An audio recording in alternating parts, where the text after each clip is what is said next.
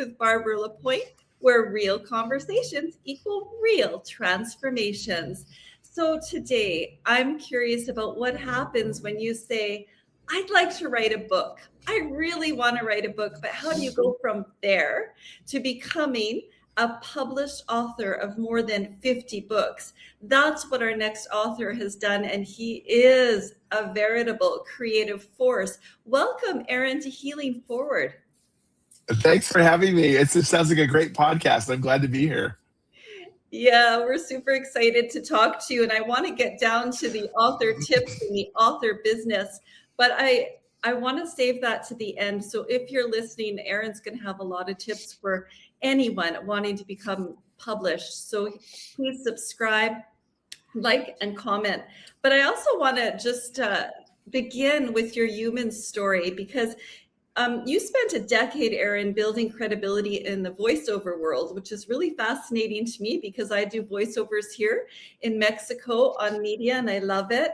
But at a certain point, you realized that you no longer belonged there. And you discovered that sometimes people weren't thinking the very best thoughts that they actually could. And what happened with that story? Because it's interesting, because I think it led to a shift for you in some. What happened there? Yeah, it led to a massive shift, and I wouldn't trade it for the whole world. I'm so grateful, no regrets. And hindsight's always 2020, so it makes sense now. My love language is giving. I love to give. I love to encourage and affirm. And I just found out over time that that giving was very suspect. It was unfairly suspect by some people that assumed I had commercial motives and procuring coaching clients and buying my books, my voiceover books. And it was like, it's really an unfair assumption. I just wanted to give. I wanted to encourage. But by the same token, I found that there's kind of, it seemed like there was more or less an Illuminati, is like I like to call it, an Illuminati at the top of the voiceover sphere. They always call the shot. They always endorse the same people. They would always bring up the same faces and names to speak, to encourage, to teach. And they were the ones that got the public pats on the back. And I did get an opportunity to speak. I got 2 opportunities to speak, actually, but for the most part, it felt a little bit like a shunning from the top down.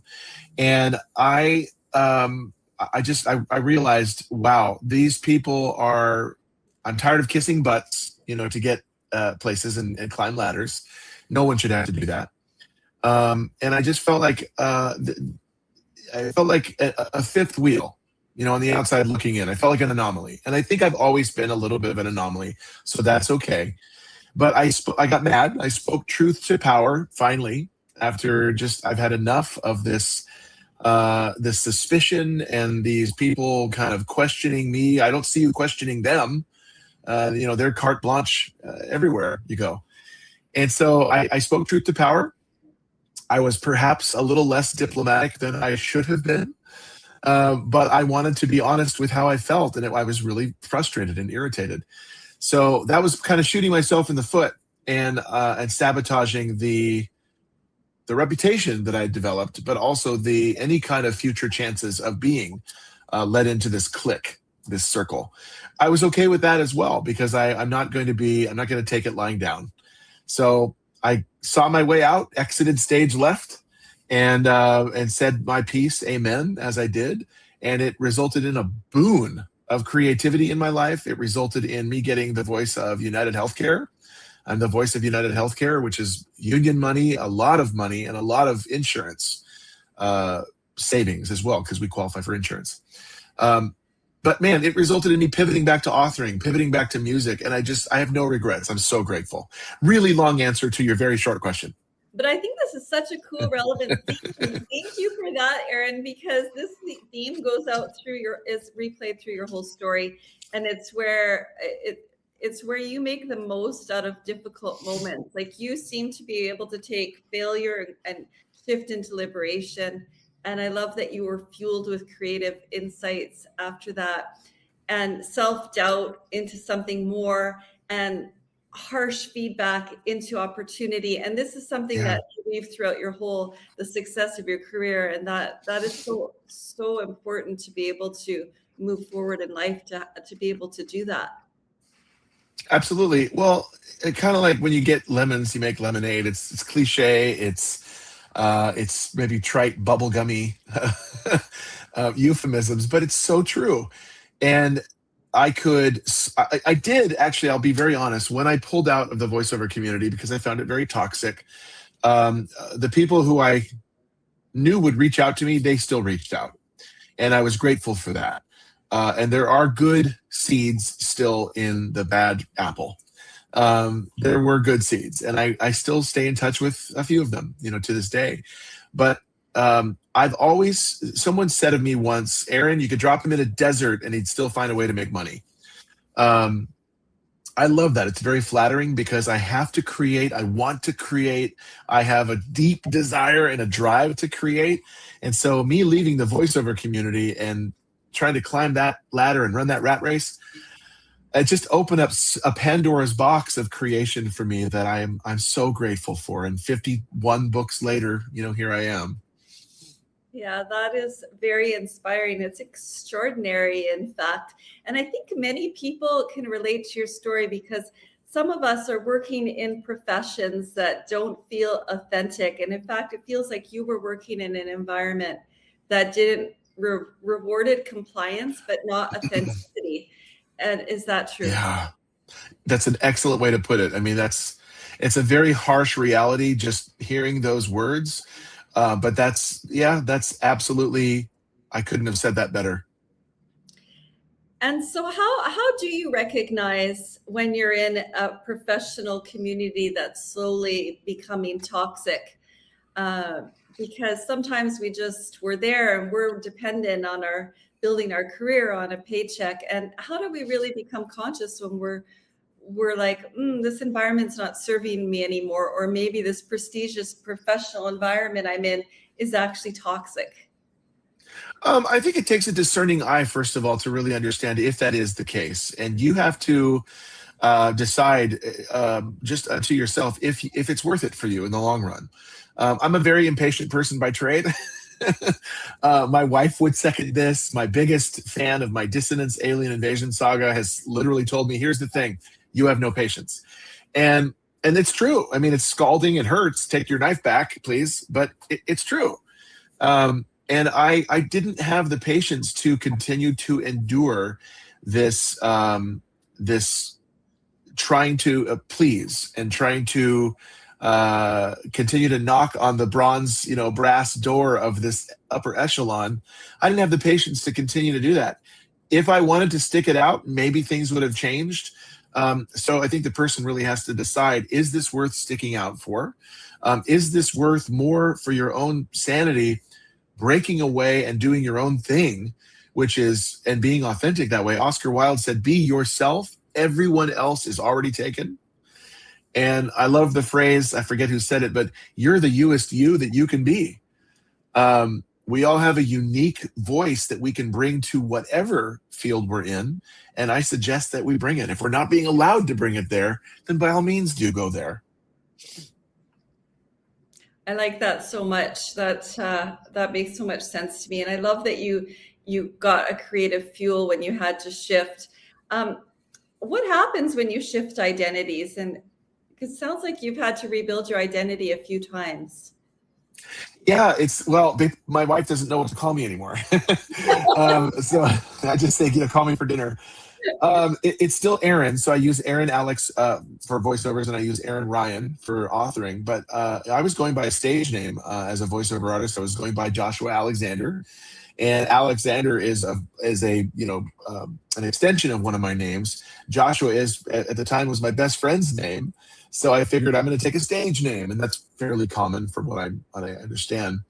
But gosh, it was so liberating to step away and unzip Joshua Alexander and step out of that forever, and then step into me as Aaron, no other alias, but Aaron, and just be myself. Because I would go to these conventions, whether I'm speaking or not, I'd go to these conventions and people would go, "Hey, Josh, how are you?"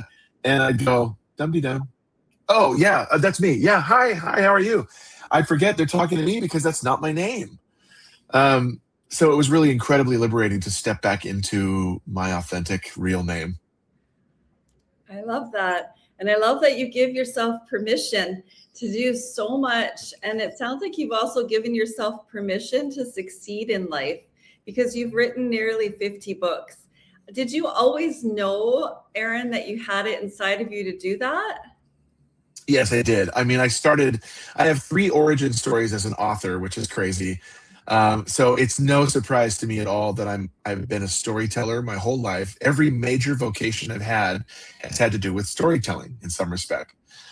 Wedding videographer, telling their story, a legacy videographer, telling the story of those who are aging, for posterity, for their descendants.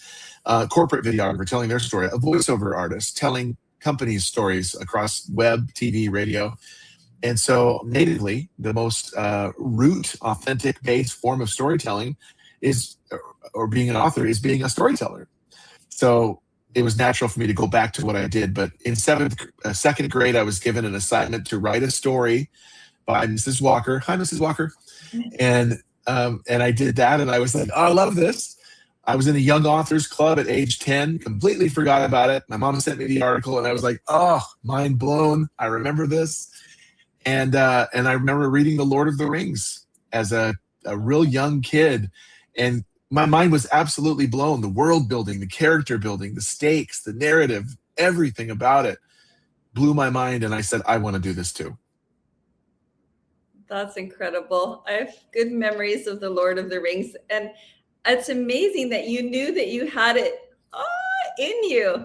Yes, my mother read that book. My mother read me that book. That you had it in you from the beginning, Aaron, that you actually knew in advance. I didn't expect you to answer yes to that, actually. I thought maybe you surprised yourself. But for someone listening who says, oh, I've got a book inside of me, and I hear that a lot, having worked in the hybrid publishing industry over the last year, but I don't know if I could do it. I don't know where to start. What would you say to an inspiring author out there? Well, I would say see a surgeon right away. You'll want to have that removed. I mean, it shouldn't be stuck inside you like that. That can cause great problems health-wise. Let it out. Yeah, let it out. Mine, with dissonance in particular, I wanted to write a single story, and it ballooned into a hexalogy. That's 6 books. It just burst out of me like an alien queen, and I could not suppress it. If that's you, if you're feeling like, man, I've got to get this out, follow that desire and that yearning to its end. The biggest thing that you have to do if you have a story is just try to write down something and see what comes out. Don't show it to anybody yet. If you like it, that's really all that matters when you first sit down, pen to paper, or fingers to keyboard. See what you can sculpt, see what you can come up with. Imagination is the basis of all creation, and this is your testing ground to see if you liked what you created. If you didn't, work on it some more. If you still didn't, work on it some more until you finally do, and then run it past people and see what they say. So, but you do have to follow that yearning. Excellent. And you've done a lot of self-publishing versus the traditional publishing world. What's one thing that people misunderstand about making that choice? Well, so I think what a lot of people understand about or misunderstand about traditional publishing is that you won't have to do any marketing. That's an assumption that's made all the time.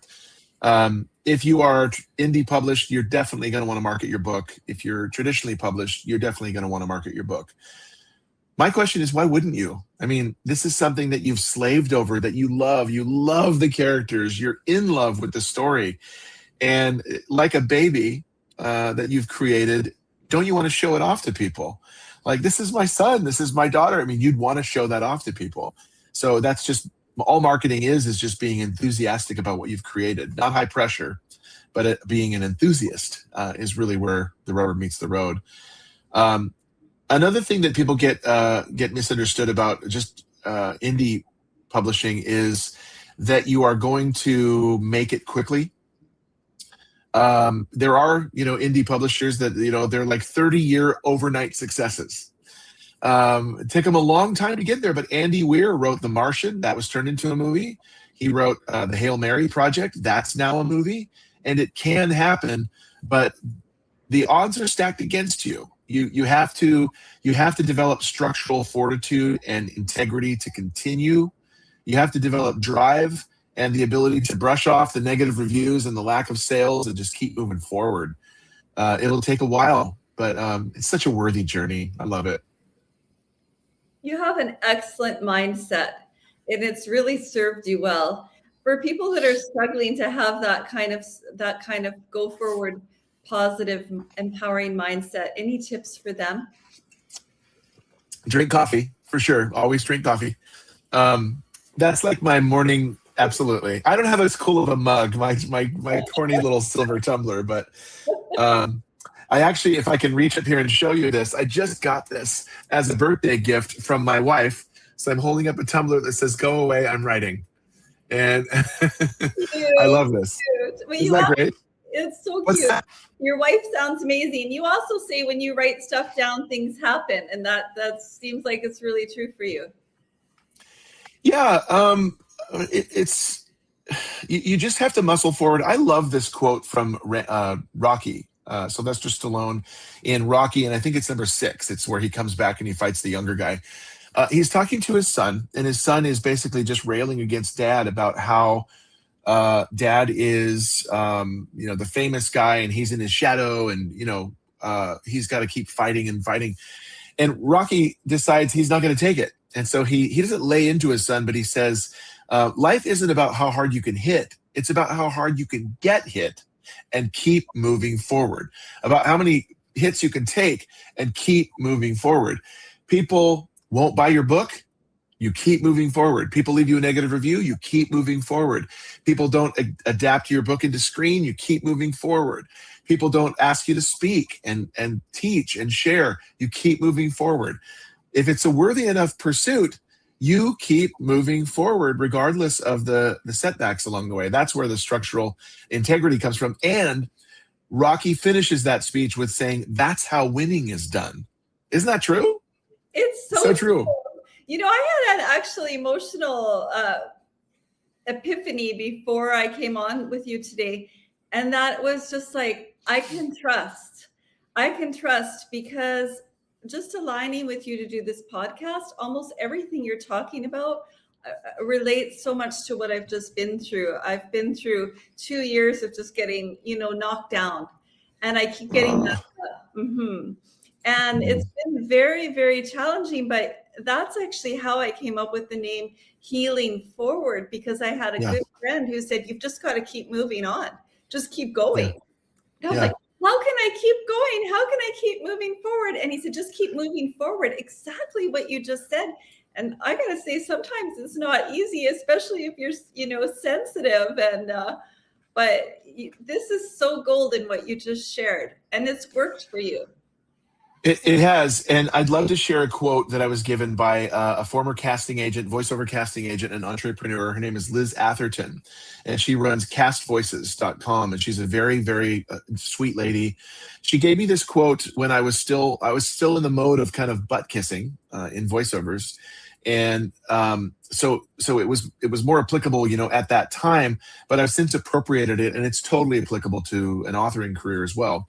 She said this. And I suggest that everyone listening, write this down, make this a mantra, and make this your mission statement.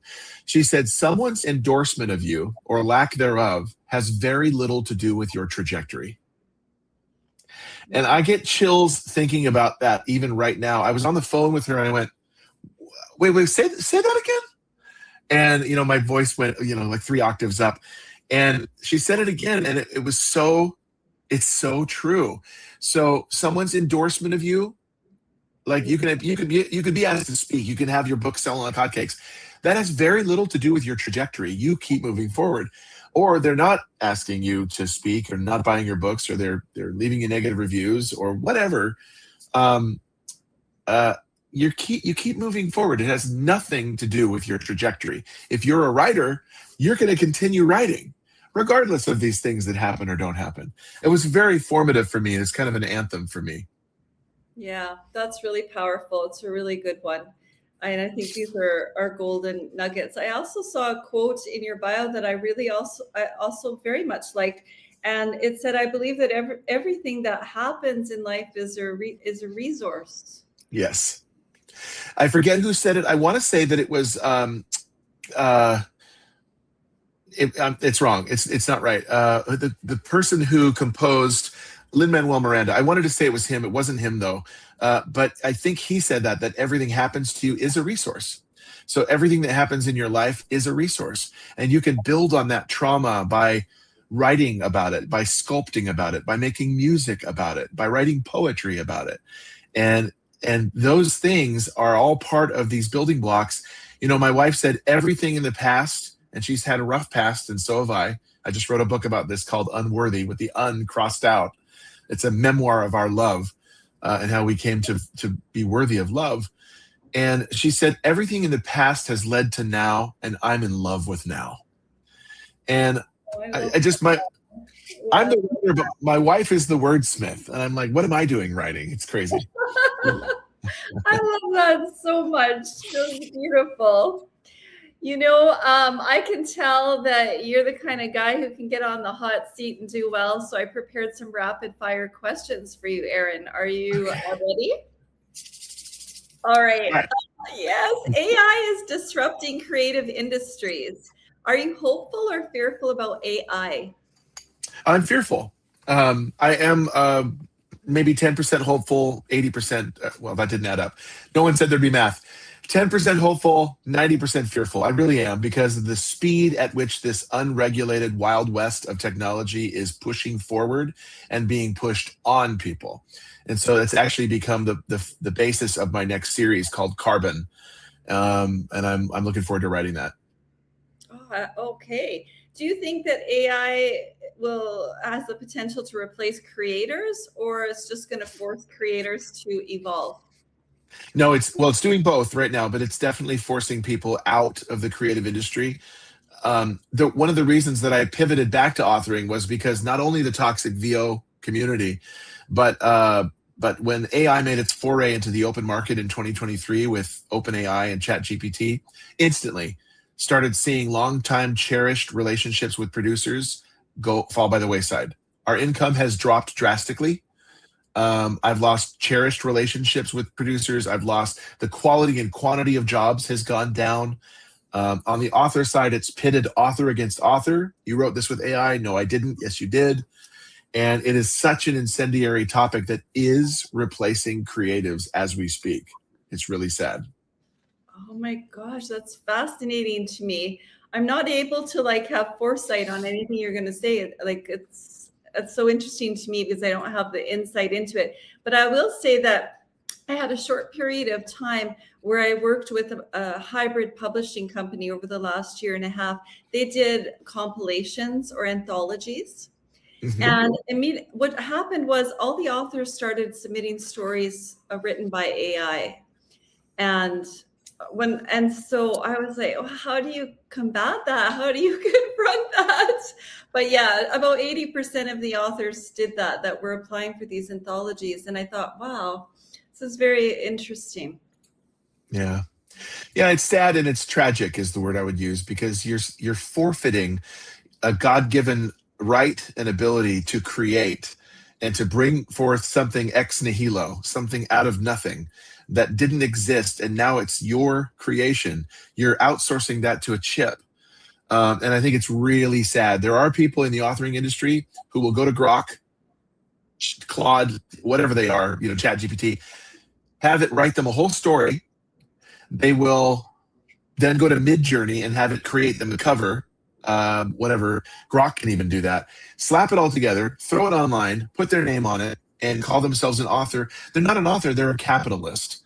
And they're watering down the offerings of authors and stories. They're diluting the offerings in the marketplace with this slop. And it's really frustrating on the author side as well. I'm so glad I asked these questions of you, but we're going to pick up the tempo. And I'm curious, what is the favorite book you've ever written? Hands down, without a doubt, every day of the week and twice on Sunday, Lord of the Rings. Okay. And the favorite book that you've written of your own collection of 50 books? I have 3. I don't know which one. It's Forecast, a 9/11 historical fiction thriller, The Phoenix Experiment, a young adult dystopian novel, and The End, the trilogy finale, Omega, in the End series. I never know what to pick because I love all 3 of those so much. They're your babies. Yeah. Biggest scam authors should avoid? Oh, every single one of them that comes via email. I get 30 to 40 emails every single day. The latest one is the book club gambit. So they're trying to say we run a book club. All our readers would love your book. It's only this much to join the book club. You pay here, and then we'll announce it to 50,000 eager readers. It's a lie. It's a sham. So, and there's a million more like that. Interesting. I've seen that as well. Mindset difference between hobbyist and entrepreneur.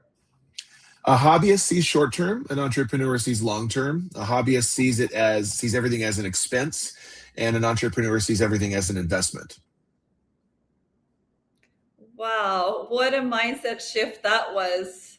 That rattled my brain. Like 2 choices on how you can approach something. Yeah.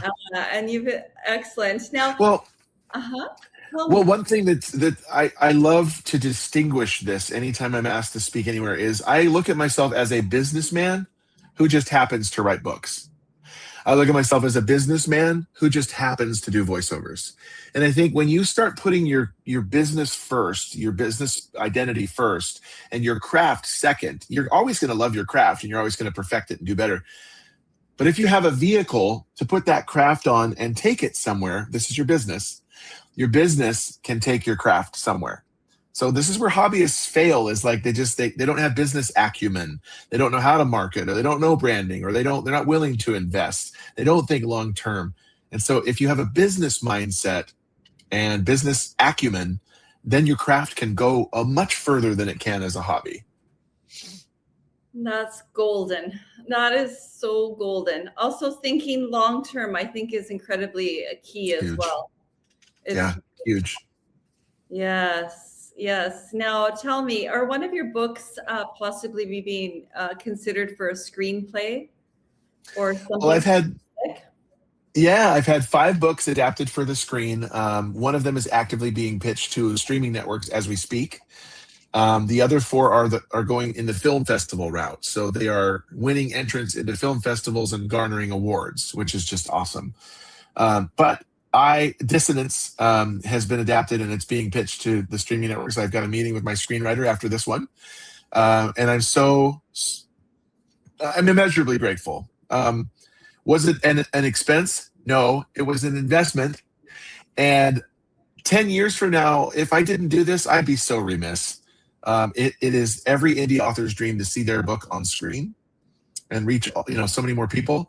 And I love, capital L, love talking with my screenwriter and seeing him out there marketing it to people. So very excited. Congratulations. Thank you. So excited. Aaron, I just want to honor you and acknowledge you for the energy of gratitude, success, positive mindset that you've brought forward for everyone tuning in today. How can people reach out to you or buy your books or connect with you? I know people are going to want to do that. That's my favorite question. I mean, selfishly speaking, but you can go to 2 different websites. So one of them is authoraaronryan.com. That has links to all the sub-sites for the Dissonance series page, the End series page, the Talisman series page. Has all the socials on the bottom. And there's news, and you can join the blog there at authoraaronryan.com. Find out about the library and news and videos, blah, blah, blah. The other one is go to authoraaronryangroup.com, which will forward you to a Facebook group that is private and exclusive. You'll find out about upcoming releases, discount codes, giveaways, news on the screenplays. And if you're an author, I do regularly post videos in there that are author tips and encouragement and affirmation for authors and creators. Invaluable. I'm wishing you so much more continued success and high vibe energy. Yeah. I receive it. Thank you. You too. Thanks for being here and Healing Forward with author Aaron Ryan. Wishing everyone a beautiful day.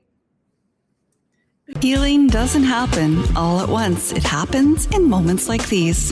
Wherever you are in your personal journey, honor it. If this episode meant something to you, share it, leave us a review, and stay connected for more conversations that move us forward. Until next time, I'm Barbara Lapointe, and remember, keep healing forward.